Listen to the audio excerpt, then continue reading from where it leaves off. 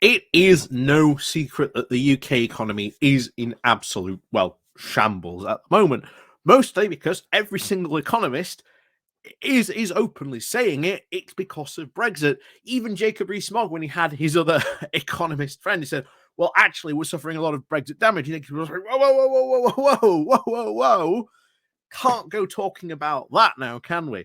And of course, this becomes the crux of the problem, that we cannot have a serious conversation about how we fix the UK's economy until the other side says, or at least admits, that Brexit is a problem. And the thing is, once they admit Brexit is a problem, which they are so, they've tied themselves to such a drastic sinking ship that they daren't let go, because somehow they imagine that this ship will one day take off, because they believed all the promises that they were spoon-fed by the Brexiteers, by the people who wanted this. In the meantime, you've got economies like Ireland, the Netherlands, Denmark, who traditionally you've seen big UK conservatives look down upon as these poor little Ireland, or poor Netherlands. Look at it. It used to be this great trading empire like we used to be. Now look at it. It's just a slave to the EU. This is how, unfortunately, Brexit Britain has become. And until they realize, or at least give up this idea that the UK economy isn't suffering because of Brexit, it's something else, has to be something else. No, Brexit's fine. No, that's done nothing. Until they can actually come to the table and admit that, you cannot have a serious discussion about how to fix the UK economy. And until that happens, we are going to be in for a very, very long period of economic woes. That is for certain. So today, we're going to look at a comparison. As you can see here, today's article or topic, we're going to go over Ireland booms while Brexit Britain whimpers next door. And remember, back in 2016, you had a lot of Brexiteers saying very confidently that once we left the EU, then Ireland was going to have to leave as well.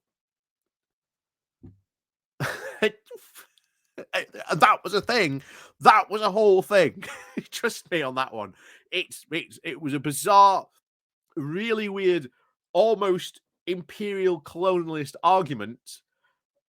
But that was a thing that some Brexiteers actually said, that once we left the EU, that Ireland would also have to leave as well, because they were that dependent on us. At least that's the claim that they made. And, well, as we're about to find out, not the case at all. So, as always, thank you very much to all those people who do help and support the channel. Like I say, please remember to click on the like and share button. And of course, down below, there are links to my Patreon page, the one-off donation link called Buy Me Coffee, we can all buy me coffee, the YouTube thank you button, and of course, the Pony Club down below as well. So, as always, thank you very much to all those people who do help and support the channel. And onwards we go, onward to this. So, this comes from the New Statesman with the title of Ireland Booms While Brexit Britain Whimpers Next Door. While Joe Biden visits Ireland, Brexiteers said their closest EU neighbour would be doomed. Now it's set up to be the top-performing economy in Europe this year. And this is, remember, that's what Brexiteers actually said. This is one thing that's worth bringing up. That they went out and they said this. That, Ireland's doomed. Once we leave the EU, that's it. That's them done. They'll be leaving next. And remember, Nigel Farage was on Irish TV trying to promote this idea of an Irish exit from the European Union just last year. So remember, this worldview that these Brexiteers have of Ireland being doomed because we're no longer in the EU as well, still very prevalent.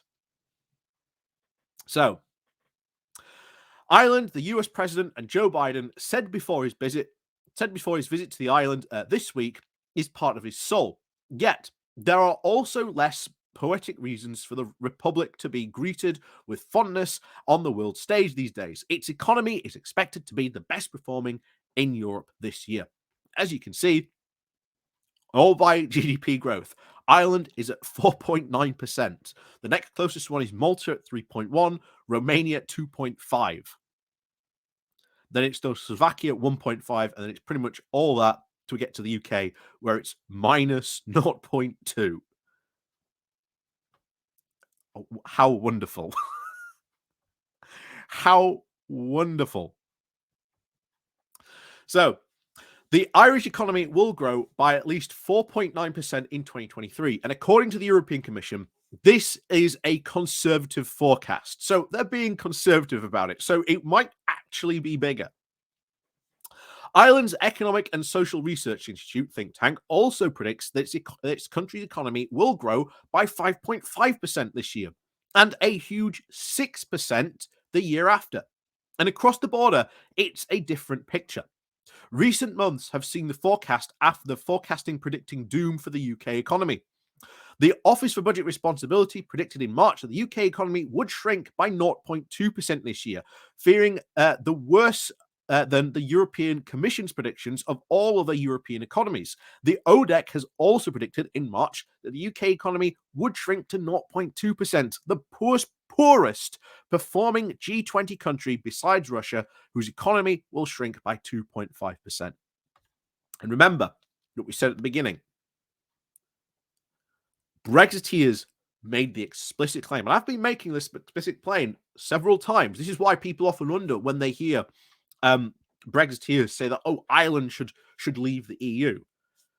It's because they are obsessed with this idea that the Irish economy is actually massively dependent on the UK one, but it's really not. And it's really a bizarre argument they make when they get into trying to make that argument. It's really strange. So while the UK government routinely blames the ongoing recovery from the pandemic, global supply chain crisis, the war of Ukraine, and the poor state of its economy, many economists argue the major cause is Brexit. Both the UK exports and imports are now 15% lower in the long run than had the UK remained in the EU, the OBR estimates. The pound remains the fifth weaker than the dollar compared to before the referendum. Ireland, currently the only EU country with its UK shares a land border with, was repeatedly condemned as doomed during the Brexit negotiations if the UK received a poor deal from Brussels. The British Commissariat was generally convinced that Ireland would be clamouring to leave the EU as soon as the UK left, because 99% of Irish exports, whilst which consist entirely of Guinness and shillelaghs, went to the UK. Again, like I say, bear in mind, there is a lot of really bizarre racist and probably economic backwards ideas that these Brexiteers cling to. Like I say, that's why they generally think that. So, but of course, Dr. Brian Leary, a professor of economics at Trinity College Dublin, said, the reality, however, has been very different for a number of reasons. The last 40 years, observed Kerry McQuinn, the economist at the ERS, has seen a huge divergence between the Irish economy and the UK one. The last 5 to 6 years since Brexit vote have only increased that proportion. Ireland's membership of the EU and its customs union in particular has allowed Irish businesses to hugely expand their reach and not just rely on the big neighbour next door. Shock, horror. You know, this by the way, this goes against everything that again the Brexiteers have said economically. As we said, they've lost the economic argument completely. And of course, this is why they were so desperate for like an Irish exit to happen, because it somehow proves Brexit right. And bear in mind, no one in Ireland, there is no big sort of movement in Ireland to leave the EU, despite what people like Nigel Farage and sort of co would say, or at least would like to believe. That's simply not the case. So certain areas of the Irish economy have flourished in recent years, capitalizing on the country's access to a market of over 450 million people and its 12.5% corporate tax rate. Ireland's tech sector, for example, has seen the likes of the Alphabet, Amazon, Apple, Facebook, Intel, and Microsoft set up major operations in the country. And Ireland's 160,000 over 100,000 tech workers are at least 5 times more productive than the European average, according to the Irish Economic Institute. The country's pharma sector is also another success story. 9 of the world's top 10 largest pharmaceutical countries are building plants in the country, and Ireland is now a net exporter of pharmaceuticals in the EU. Its products account for over 50% of all exports from the country. Again, why aren't all these countries, if Brexit was meant to be this amazing thing, why aren't all these countries like Amazon, Apple, Facebook, Intel, Microsoft, why aren't they all of a sudden setting up shop in the UK? Because according to the Brexiteers, that's what should have happened. We left the EU, we've left the evil protectionist EU. Why aren't all these countries, well, these big successful companies flooding into the UK? That's simply not happening because we do not have access to the EU single market anymore. As we said just there, it's a market of over 450 million people. So Ireland has also drawn international companies to establish subsidiaries in the country because of its low tax regime, educated workforce, and stable political background, and its use of the English language.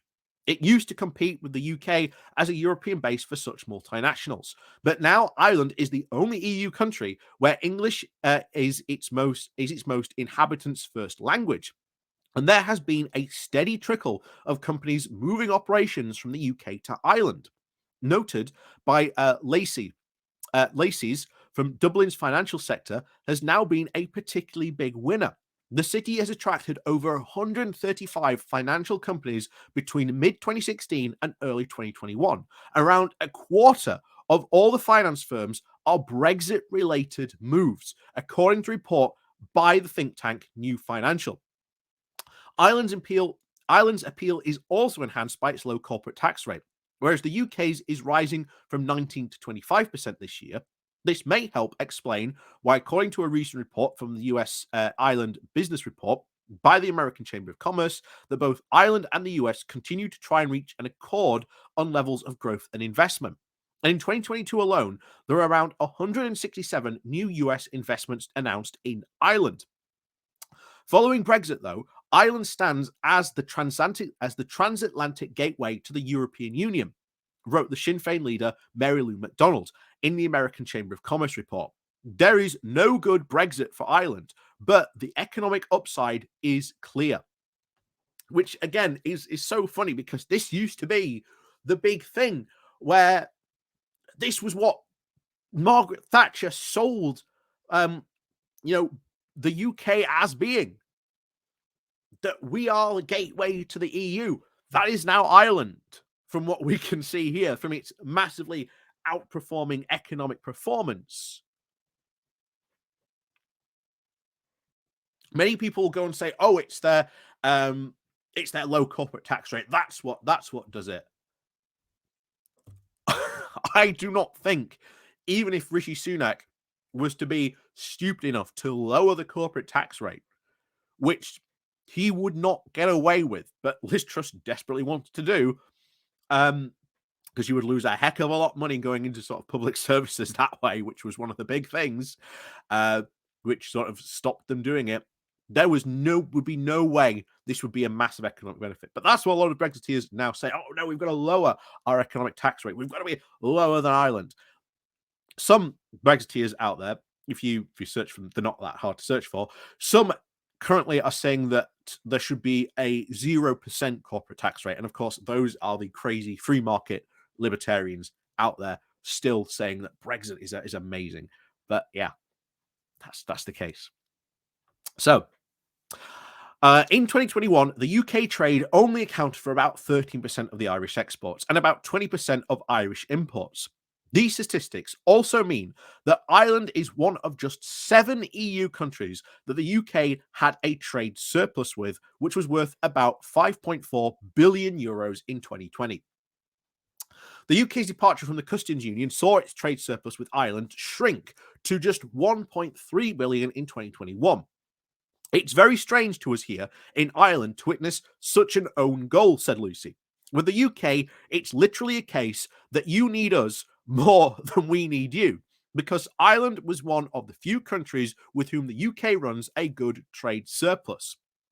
Irish exporters have been powering ahead into the UK since it left the customs union, added McQueen. They grew at about 24% in 2021 year on year. This is in part because the UK has not been implementing customs checks on its side to avoid hindering the flow of goods in the country. The EU has been implementing checks, however, creating tailbacks in the UK and hitting UK exporters. The UK could have had a softer Brexit, but nobody would have noticed, and everybody would have been happy, said Lucy. But the way in which the politics worked out, you ended up with the hardest possible Brexit, which nobody overtly was looking for in the early years, which again is completely true. When we've said about this, if you if you went back and you got everyone in that referendum campaign who voted for leave and went, okay, here's what type of Brexit you want. Do you want a soft Brexit? Or do you want a hard Brexit? And a soft Brexit would have won. Because overwhelmingly, that's what Leave was pushing at the time. It was pushing a soft Brexit. But the gambit it was running was we need to attract as many people as possible. So it said as many different competing crazy things as possible. And this was something that the Remain campaign should have pointed out. That, hang on, this official Leave campaigner is saying this, but this other Leave official campaigner is saying this. What's going on? This is why they should have made, I think, at the referendums, the single market a far, far bigger issue and started to point out, no, you don't understand. There are leavers saying that we should stay in the single market, but also leave the single market. What's the official Leave stance? And I think trying to pin down leavers on this would have been a very, very good stance. But of course, like I say, you're talking about, old tactics and old battles. But again, something we should certainly point out, of course, at a potential future referendum, probably. So, it is not all positive. Ireland has also been hit by high inflation and the cost of living pressures. While economists do point out the Irish GDP figures are typically inflated by foreign multinationals reporting profits in the country.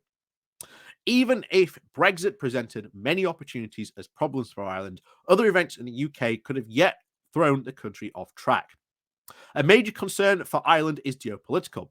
The destabilisation of the Union, warned John Fitzgerald, the former head of the microeconomics at the Institute. The danger of Scottish independence creating an orphan Northern Ireland, which retains a strong cultural and religious ties with Scotland, is very real, and it is at the cost of Irish unification, which could result a real crisis on the island.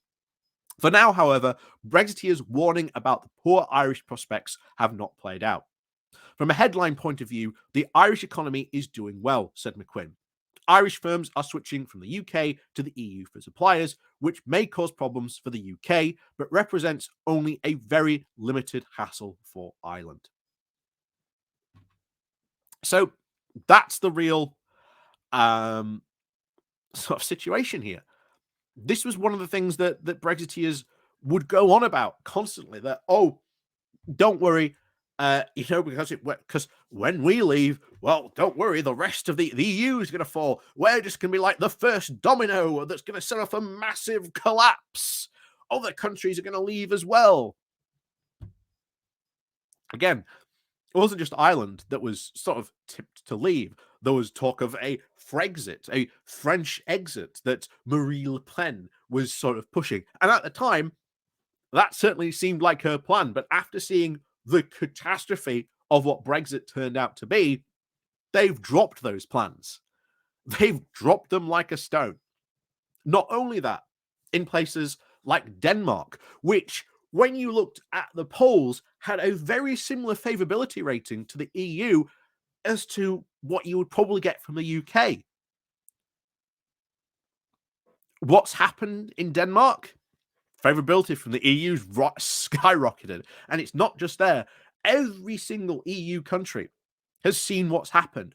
All the anti-EU parties, they've had to completely tone down their rhetoric, and they have dropped that we are going to leave the EU as a political policy because they have seen the mess. The guy who was like the far-right version of Nigel Farage in Netherlands actually blames Nigel Farage for them having to drop it as a policy. Because he, according to him, it's not the government, it was because of what Nigel Farage had said, what he'd advocated for, that Brexit has gone so badly. And yet, this is it. This is it. Yeah, now obviously this is going to be a considerable upside for Ireland. There's obvious reasons we can see the big economic sort of benefits for Ireland. Part of them are because we've left, obviously, the EU, we've left the single market, we've left the customs union. Well, guess what? Ireland becomes a far more attractive place. And people have often said, oh, it's the Netherlands and Belgium that were going to be sort of the big sort of gainers, the big benefactors from Brexit. And yes, they have benefited in ways, but I think the biggest benefactor is going to be Ireland. I think that is certainly the case. And here's the thing. The better Ireland does, this actually works out good for us, because this works out to show you just how well being in the EU and single market did. Look what happened when we left. Look how much Ireland prospected just from us leaving. So yeah, once again, this is yet another nail in the coffin to another Brexiteer argument that they had, that when we left, Ireland was going to leave as well. Again, like I say, remember, Farage said this last year. That's not happening. That's not happening at all. There is no big movement in Ireland to leave the EU. It's just not a thing. Even though Farage went on, I think he was made absolute, got torn into by the broadcaster, by the presenter when he said that, and rightly so. But yeah, like I say, Ireland taking advantage of Brexit. So I can't blame them. I really cannot blame them. Like I say, this was, as was said there, was a colossal self-owned goal for us. And Ireland can't believe its luck. So, as always, thank you very much for watching. And of course, as always, thank you very much for watching. And of course, as always, there's the like, share, and of course the subscribe button, and the links down below to my Patreon page, the one donation link called Buy Me Coffee, where you can buy me coffee, the YouTube thank you button, and of course the Pony Club down below as well. So as always, thank you very much for watching, and of course we'll see you all next time.